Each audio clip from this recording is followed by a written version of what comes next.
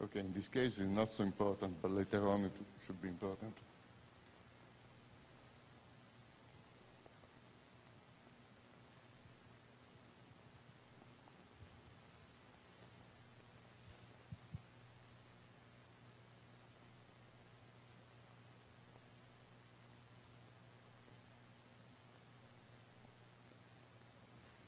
Okay, in the meantime I go on.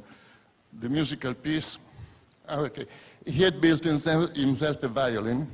He imagined a violin in the hands of such a big person that he liked to play. He liked very much our symphonic music, especially in the steppes of Central Asia by Alexander Porfiryevich Bardin, and also Chopin was among his favorites.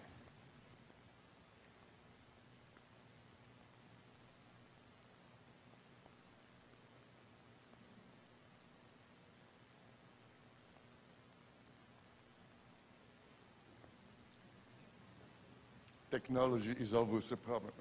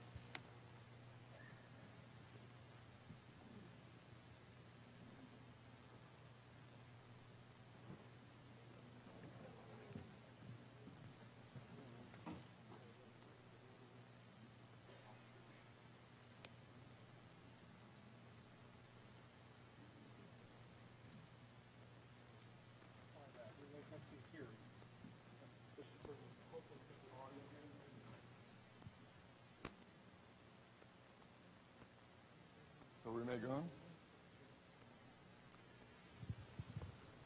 Pietro was speaking many languages, and here I present a short poem he has written in German.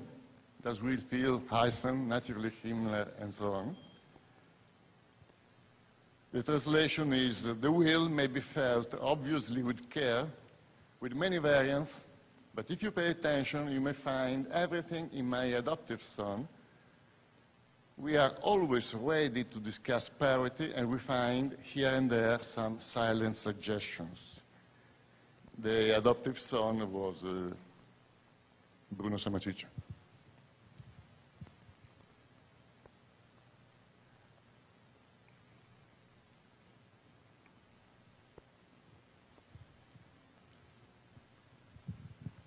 Well, in this context, the role of Earthlings consisted mainly in supplying the W56 with food and metals. And both were difficult problems. With metals, they were requiring even radium that in those years, and even today, it is illegal to purchase and sell radioactive materials. Moreover, the W56 were asking Earthlings to act according to their requests. At times, they were needing even exotic substances, and this has been really a problem with the strontium niobate of barium, which I had been asked to find, and I've been able to find it in Germany. The problem was the strontium niobate of barium in those years had no practical application, so it was not produced by any chemical industry. Today, it is used in the technology of video cameras. And by the way, also the strontium niobate of barium is a radioactive material. In addition, Bruno has been providing 2 trucks per month full of fruits or fish. Most of the times it is on expense because the other members of the group had been contributing only at times when they had the possibility to. So for Bruno, this story has been a huge expense. For instance, he had also to build a very large villa on the outskirts of Montesilvano, north of Pescara.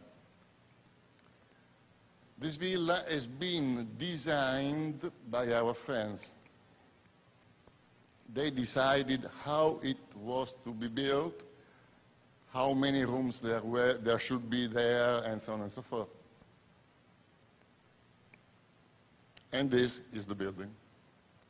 Really building which was meant to be used as a center of instruction.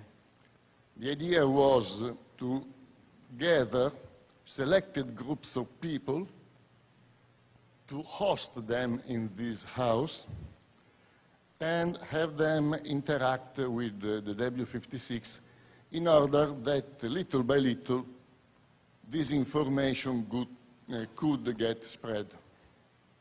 Indeed, it did not work. Here we see Bruno Sammatriccia, the gentleman in the center of the picture, and Giancarlo De Carlo, the man on the left, together with their wives. In the background, an army general, a Carabiniers general, and the managing director of the telephone company of Central Italy.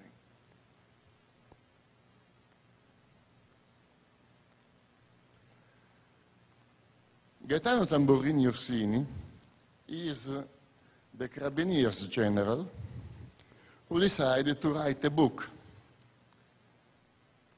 in which he presents some excerpts from Bruno's thoughts, from Bruno's way of thinking, which was, after all, the way of thinking of the W56. Of course, there were continuously contacts taking place, and many were the ways this happened. The most common was via telephone calls, in both directions. That means that, for instance, one of them could phone me, but at the same time I was able to dial a telephone number, typically 30 figures long, and then on the other side the W56 was responding.